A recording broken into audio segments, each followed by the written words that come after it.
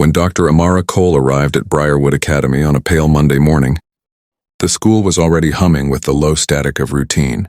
Lockers snapping shut, shoes scuffing linoleum, announcements echoing like a distant tide. She noticed everything, the way a person does when they have learned that attention is a form of armor. The banners along the hallways praised excellence and tradition. The photographs of past directors showed a long line of men with stiff smiles, and the faculty lounge smelled faintly of burnt coffee and old paper. Amara carried herself with a calm that did not ask permission. A posture learned through years of being the first and sometimes the only one in rooms that expected her to explain herself before she could speak. She had been hired to fix a school that prided itself on prestige while quietly tolerating harm, and she knew it from the way teachers glanced at her and then away, from the way some students paused mid-laugh when she passed, as if recalibrating their sense of what authority could look like. The trouble found her faster than she expected.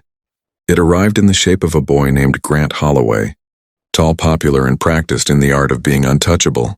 Grant was a senior with a scholarship offer dangling like a crown over his head, and he had learned early that rules bent for boys like him. His father donated to the athletic wing. His mother chaired committees, and the school had learned to manage him instead of stopping him. The first incident happened during lunch in the open space where voices carried. Grant's words cut across the room, sharp and loud, mocking a new transfer student for her accent and clothes. Amara stepped in without raising her voice, asked him to stop, and watched as his grin flickered into something else. Surprise, then offense. He leaned closer than he needed to, invading her space, muttering something meant to wound, to remind her that he knew how this place worked. The room went quiet in the way it does when people sense a line being crossed and decide whether to look away. Grant's attack was not a swing of fists or a shove that left marks. It was the kind of assault schools often minimize because it leaves bruises on the inside.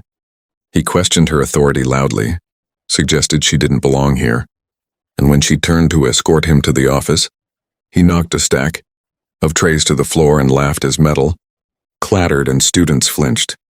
Someone recorded it. Someone always does. The video spread before the mess was cleaned up, before the story could be softened into a misunderstanding. By the end of the day, whispers followed Amara through the halls, and emails landed in her inbox with subject lines that pretended concern while questioning her judgment. There were parents who asked if she was the right fit, and teachers who advised patience, caution, restraint. She listened. She took notes. She went home and made tea and stared out at the dark, letting herself feel the weight of it before setting it down carefully. The next morning, she walked into the building earlier than usual and requested records, discipline logs, incident reports, emails archived and forgotten. She learned the rhythms of Briarwood's avoidance, the way patterns repeated with different names, how apologies were accepted without change. Grant Holloway's name appeared again and again, each time softened by context and erased by outcomes. Amara did not announce her intentions. She did not confront Grant publicly or call an emergency assembly. Instead, she began to do something far more unsettling to a culture built on comfort. She enforced the rules exactly as written. She met with counselors, not to scold, but to listen. She invited students to speak, and when they did, she wrote their words down and thanked them.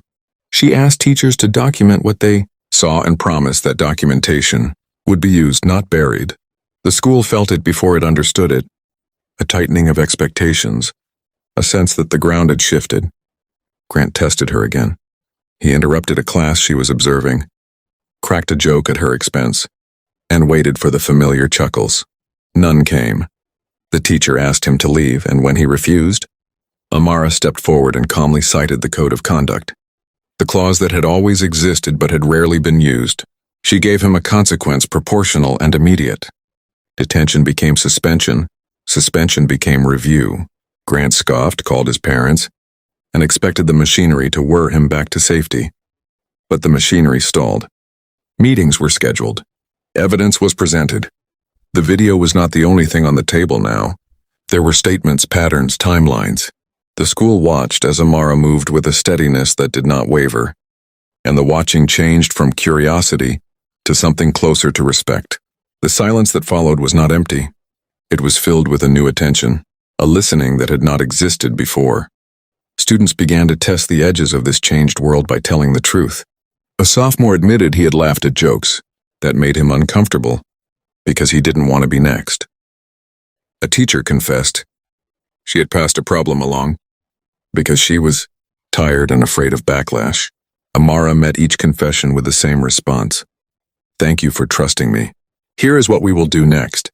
She understood that accountability without repair only breeds fear, and repair without accountability is just theater. So she built both, brick by careful brick. Restorative circles were introduced not as a trend but as a practice. With training in time and patience, clear consequences were paired with paths back, and everyone learned that fairness did not mean softness, it meant consistency. Grant's parents arrived in tailored confidence and left in stunned quiet. They had expected leverage. They found transparency. Amara showed them the policy, the incidents, the statements, the video they could not explain away. She spoke about leadership as responsibility, about opportunity as something that can be lost not because of who you are, but because of what you do. Grant sat between them, his posture smaller than it had ever been, and for the first time, the room did not rearrange itself around his comfort. The decision was made. The scholarship offer was not hers to revoke, but the recommendation was.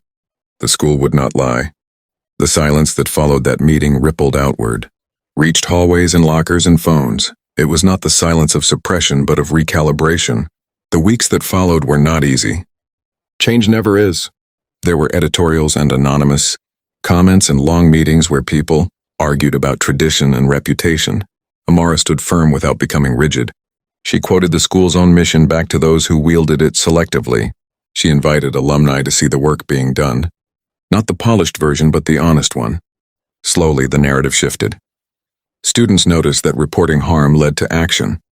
Teachers noticed that support followed courage. The bully culture that had thrived in the gaps found fewer places to hide. Laughter returned to the lunchroom, different now, less brittle.